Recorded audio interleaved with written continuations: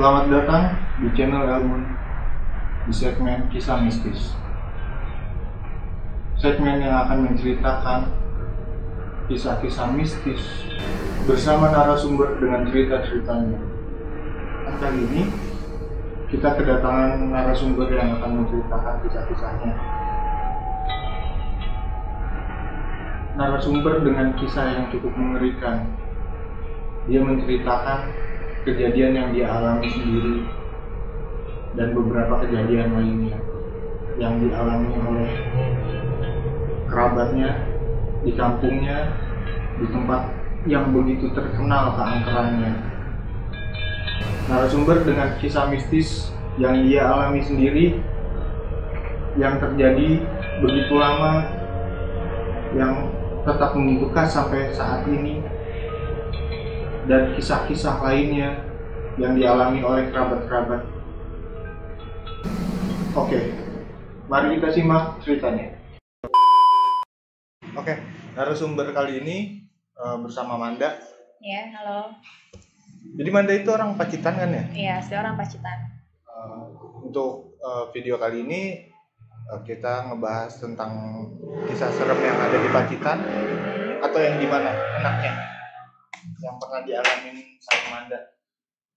Enaknya yang dialamin gue dulu kali Bang ya. Oh iya boleh. Ya kan? Nanti habis itu baru kita ngebahas yang di Pacitannya tuh.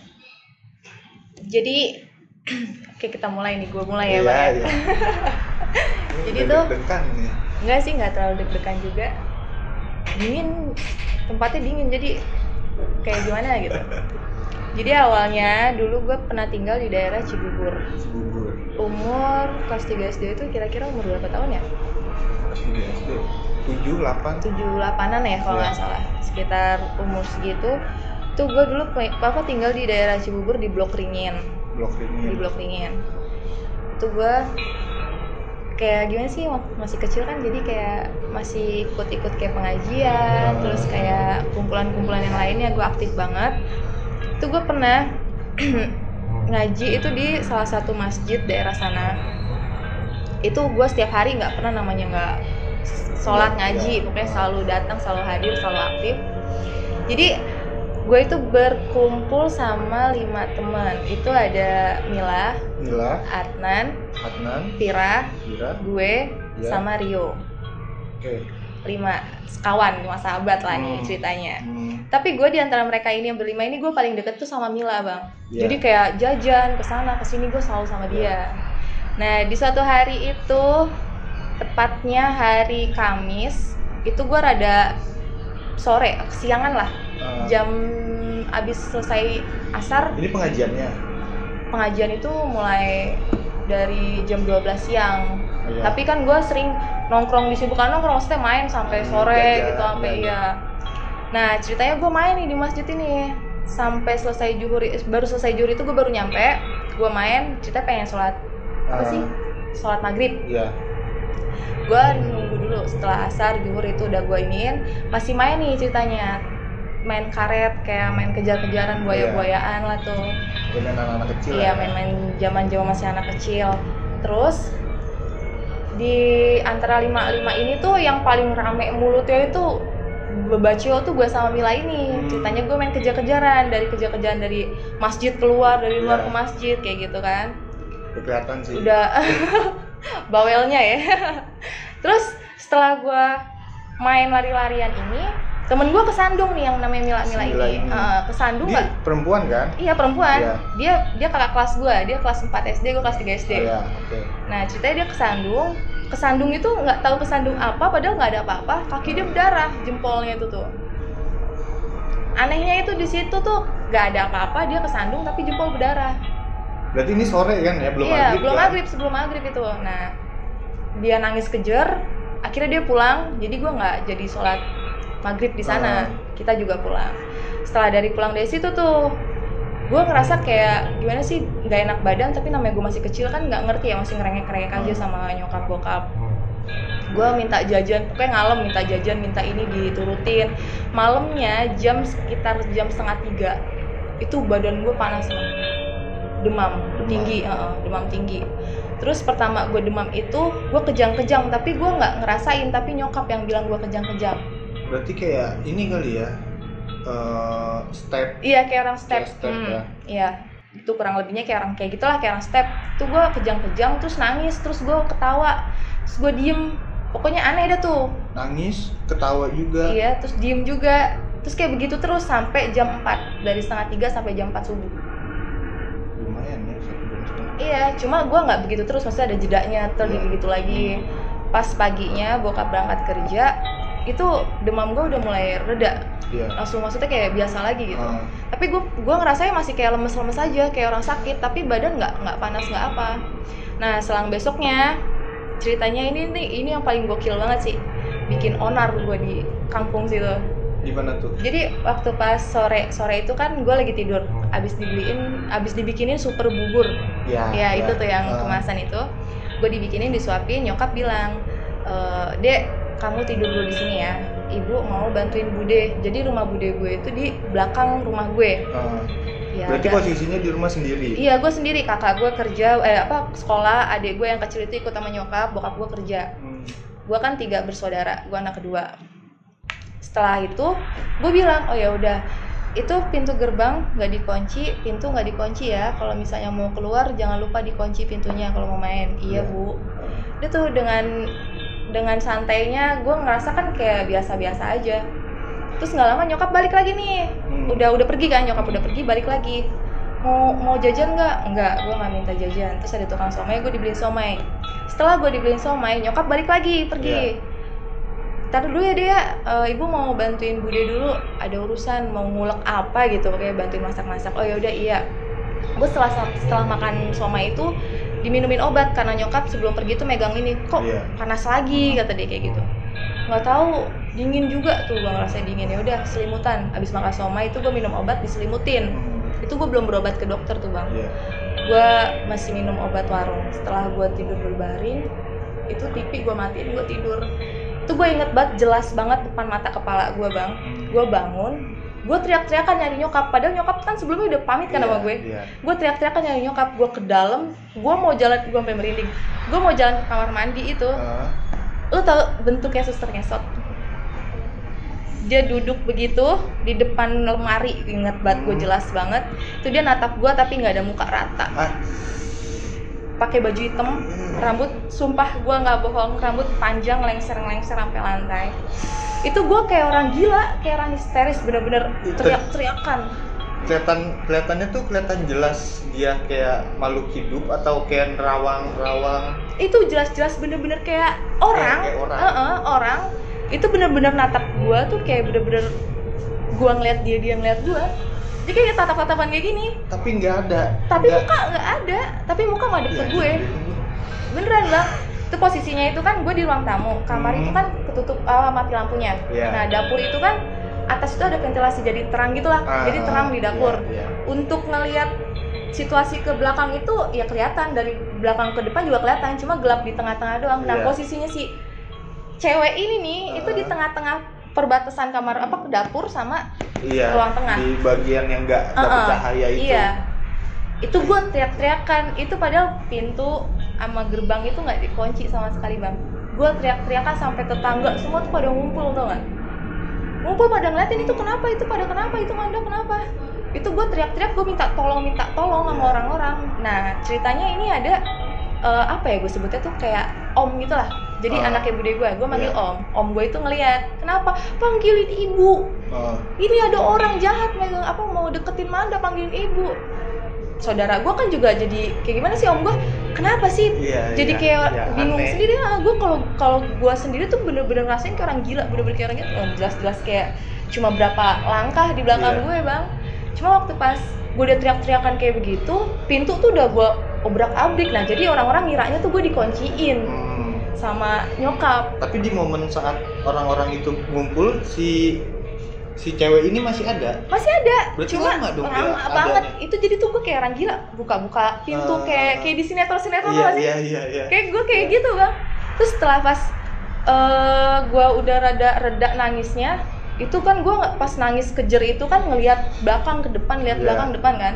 Pas gue udah rada-rada nangis itu udah rada reda, gue lihat ke belakang itu udah nggak ada. Nyokap udah di depan gerbang. Nyokap langsung buka. Jadi rame, jadi nyokap jadi malu. Gimana sih? Nyokap malu. Bukannya gue disayang-sayang, kalau lo tau gue malah dijewer, ditepak gue sama nyokap gue. Apa sih bikin malu aja, teriak-teriak kan udah jelas-jelas ibu nggak kunciin kamu. Gue langsung meluk dia. Itu kaki sama tangan gue bener-bener dingin, kaku. Gue meluk dia, gue belum bisa ngomong tuh bang. Kalau gue tuh bisa lihat apa, gue belum bisa ngomong. Gue langsung meluk dulu, gue nggak peduli itu walaupun gue udah dijewer tuh ya, gue udah dijewer, gue udah ditabok tuh pantat gue dulu, gue tetap meluk dia, gue masih ketakutan. Terus nyokap mungkin ada feeling kali ya. Iya dong, dia lihat anaknya. Iya, kenapa sih kamu tuh? Pas dipegang itu gue dingin, keringet tuh juga keringet dingin yang keluar tuh. Jadi abis nangis tambah keringet jadi campur aduk lah tuh muka gue. Gue diem dulu, gue nggak cerita, gue masih segukan kan nangis. Terus nggak lama nyokap mindahin gue ke kasur yang gue biasa tidur itu, ngomong, kenapa Manda ngeliat cewek? Itu gue ngomong tuh bener-bener tatapan kosong ke nyokap. Manda ngeliat cewek, ceweknya ngeliatin Manda. Itu langkah itu tuh cuma beda 5 apa 4 gitu dari Manda. Mana sih ada-ada aja kata dia kayak gitu. Beneran bu, Manda beneran ngeliat. Kalau nggak ngeliat ngapain Manda kayak orang gila teriak-teriakan. Terus nyokap di situ kan maksudnya masih kayak percaya nggak percaya sama cerita gue. Dan dia juga kan dapat cerita dari orang-orang. Mbak Tari, kan nyokap namanya Tari ya. Mbak Tari gimana sih pergi-pergian anaknya dikunciin. Jadi kayak gitu, ngiranya nyokap ini seriusan kamu, ya udah tidur kamu tuh lagi sakit makanya nggak usah yang aneh-aneh deh, nggak usah nonton film setan-setan segala macem. Padahal jelas-jelas gue padahal habis nonton kartun nggak nonton setan. Dari situ tuh akhirnya gue nggak mau ditinggal, namanya ditinggal kesana kesini sama nyokap, gue nggak mau, ngintil gue. Udah tuh nyokap pergi-pergian gue ngintil. Nah ceritanya pas malamnya ini malam kedua berarti kan? Iya itu hari kedua. Hari kedua itu pertama kalinya gue diliatin. Setelah itu besoknya nih ada hari keempatnya, hari ketiganya tuh nggak kenapa-napa biasa. Cuma yang kayak begitu 2:30 tuh gue selalu kayak apa sih namanya, kayak orang ngigo. Kayak gitu. Setiap jam 2:30 itu anehnya bang. Setelah kayak gitu udah hari keempatnya ini nih mulai heboh, bener-bener heboh. Nyokap nelpon ke Pak De gue. Gue jadi ceritanya tidur, nggak tahu kenapa kebangun kencing. Setelah kencing itu gue denger itu di luar tuh kayak rame pacuan kuda pada lari. Kuda pada lari gimana sih? Iya. Rame banget. Gue mikir kok gak ada yang denger, apa gue doang yang denger. Gue penasaran, gue kepo, gue lihat lah tuh dari jendela kan. Itu bener-bener kayak prajurit, merinding gue. Prajurit zaman dulu, tau gak sih bang? Kayak orang yang mau perang, yang bawa besi-besi panjang kayak begitu. Itu tuh dengan pakaian zaman dulu itu banyak banget. Itu dia ngelewatin, merinding pala gue. Terus habis kayak begitu, dia tuh ada beberapa ekor, banyak banget. Gue liatin itu sampai nggak kedip mata gue, maksudnya gue ngeliatin tuh sampai selesai. Terakhir lo mau tahu nggak bang? Gue ngeliat kayak entah itu genderuwo apa kayak gimana ya. Cuma kalau penglihatan gue tuh kayak raksasa. Gue tuh nggak bisa ngeliat badannya badan perut ujung ke atas tuh gue nggak bisa lihat. Cuma kelihatan itu dari rumah gue ngeliat cuma kayak dari perut sampai ke bawah. Berarti tinggi. Bener-bener gede, tinggi, beduh, hitam, bulu di mana-mana. Terus cuma make celana doang, tapi celananya tuh celana yang kumuh, kusuh kayak gimana sih? Kayak gitu. Terus dia tuh tangan begini. Posisi tangan mungkin begini ya karena gue bisa ngelihat. Itu di tangan ini tuh ada temen gue Mila itu. Serius? Seriusan, sumpah gue nggak bohong demi Allah. Itu jelas kelihatan di tangan itu ada si Mila itu. Iya temen gue itu berdiri. Mungkin gue ngeliatnya kayak gimana sih? Mungkin dari jauh kayak kelihatan kecil gitu lah. Tapi itu bener-bener dia, Manda tolongin, nangis minta tolong sama gue. Dari situ gue langsung teriak-teriak sama nyokap bokap, sampai nyokap bokap bangun nyalain lampu. Kenapa kamu udah langsung dipegangin. Gue langsung ngebrontak, gue bilang tolongin Mila diambil orang. Jadi kayak orang halusinasi bener-bener, iya kayak orang sakit jiwa atau enggak. Apa sih? Kalau di Jawa itu ada sebutannya gembok. Itu gue bener-bener kayak orang gila histeris gue yang gue lihat itu tadi. Itu nyokap ngegembok gue. Jadi itu bahasa ngegembok itu tuh kayak bahasa Jawanya. Gue nggak terlalu paham dengan kalimat itu, dengan itu maksudnya itu kayak gimana, ngapain itu gue nggak ngerti. Tapi yang gue tahu gembok itu jadi kayak nyokap tuh megang kelaminnya terus dipeperin ke muka gue. Itu sih gue kalau nggak salah dengar ceritanya tuh kayak buat ngilangin orang kesambet gitu loh. Tapi gembok itu apa ya? Lumrah gitu ya di sana ya? Iya. Kayak anak kecil rewel gitu, gembok aja gembok. Ya digembok sama orang tua ceweknya, langsung digembok kayak gitu. Terus kayak misalnya bocah sakit apa kayak habis ngelihat apa gitu. Kan kalau bocah-bocah kayak gitu kan masih bisa lah ngelihat kayak gitu ya. Gue yang kelas 3 SD aja masih jelas-jelas bisa ngelihat gitu. Terus setelah gue diituin ya gue reda. Bokap gue langsung nelpon ke Pak D gue ini. Oh si Manda makin jadi segala macem ini diceritain kan tuh. Ya udah nggak usah diizinin keluar, biar anteng-anteng di rumah dulu kata dia kayak gitu. Coba tak lihat kata dia kayak gitu kan. Jadi sama Pak D gue nggak ngerti lah dia di sana ngapain, katanya dilihat. Udah dilihat itu gue pas itu kan masih kayak bener-bener gagap banget kan ngeliat kayak begitu, bener-bener gila gitu, setan unyu banget. Terus habis kayak begitu di paginya itu nyokap bilang minum nih dikasih sama Pak D. Kata dia kayak gitu kan, biar sembuh kata dia kayak gitu. Ya udah ya, setelah gue minum air dari Pak D gue, selang 2 hari gue minum itu mendingan, maksudnya nggak ngigo, nggak kayak orang gila, udah bener-bener netral sempurna, nggak pulih, nggak ngalamin yang aneh-aneh 2 hari itu. Ceritanya gue izin sama nyokap buat main keluar buat ini ya. Nyokap juga kan ngeliat 2 hari ini bocah udah biasa aja kok, udah maksudnya nggak yang aneh-aneh, udah tingkahnya juga biasa aja. Ya udah, tapi ingat nyokap bilang kalau di sana di masjid habis ngaji pulang sholatnya di rumah aja, kata nyokap kayak gitu. Iya, namanya gue masih bocah, ngebanyol, konyol, nggak dengerin. Maksudnya gue kalau udah ketemu bocah temen main aja sampai lupa waktu. Ketelah tuh gue ceritanya, nyokap tuh nyariin masih jam berapa itu, masih siangan, pokoknya asar-asar itu gue dicariin. Jadi gue waktu pas diizinin keluar itu gue di masjid itu yang lari-larian iya, teriak-teriakan juga, congor gue masih belak-belakan, nggak ini, masih nakal lah. Asar nih gue dicari sama nyokap, gue masih ngumpet di atas loteng, umpet-umpetan lari-larian. Kira ketemu gue habis asar, nyokap ngajak pulang, ayo pulang kata dia kayak gitu. Ya udah pulang tuh gue, kira gue dikurung sama dia. Sore itu gue kayak kambuh tuh, demam gue mulai kambuh lagi. Abis maghriban lah kalau nggak salah, abis maghriban. Terus gue tuh kayak tidur bangun. Kalau gue sih ngerasanya emang gue tidur, tapi nyokap maksudnya ngeliat gue kok kayak bocah gelisah banget gitu. Terus, aneh kali ya. Aneh, bocah tidur bangun nggak biasanya nih bocah kayak begini. Dipegang kaki badan gue ya udah mulai demam lagi tuh. Terus habis kayak begitu nyokap bilang sama Pak D gue, Mas ini si Manda tak perhatiin kok gini tidur bangun, pokoknya cerita gitu lah yang dia lihat. Terus kata Pak D gue bilang begini, emang bocah udah agak mendingan, udah mendingan, cuma tadi sore keluar ngaji lagi lah. Lu juga maksudnya Pak D juga ngomelin, maksudnya belum bener-bener ini kok lu izinin keluar lo. Maksudnya nyokap gue juga kan udah 2 hari ini kan biasa aja, kenapa ini jangan dulu kata dia kayak gitu. Yaudah mana bocahnya kata dia kayak gitu kan. Nelfon lah tuh Pak D gue sama gue, halo, iya halo, lagi ngapain kamu Dok? Kata dia kayak gitu, lagi nonton TV. Cuma Pak D gue itu nelpon sama gue itu bukan mau dengerin mulut gue, tapi melainkan mau dengerin yang nempelin gue ini, ngobrol, tapi melalui gue. Jadi Pak D gue nanya lu lagi ngapain, udah makan apa belum segala macem, ya gue jawab apa yang dia tanya. Tapi di sisi lain dia ngedengerin bukan suara gue, tapi ngedengerin ngobrol juga gitu loh. Berarti si Pak D itu nanya ke lu jawab. Sekaligus dia tuh denger si Jin ini tuh ngomong apa. Ngobrol juga jadi Pak D gue tuh, tapi melalui gue. Iya. Nah setelah itu ya udah, mana ibu? Gue kasih lah ke nyokap gue, ngasih tahu itu bocah masih ada. Cuma itu bocah kemarin diem di rumah, maksudnya nggak kumat ya, emang tuh bocah anteng-anteng baik. Tadi lu izinin kan keluar, itu di luar pasti bocah iseng juga lagi itu bocah, makanya dia nyolek lagi. Udah makanya udah biarin dulu, jangan pernah lu izinin keluar. Kalau misalnya gue bilang udah izinin, udah nggak apa-apa, dia udah pergi, itu masih nempel.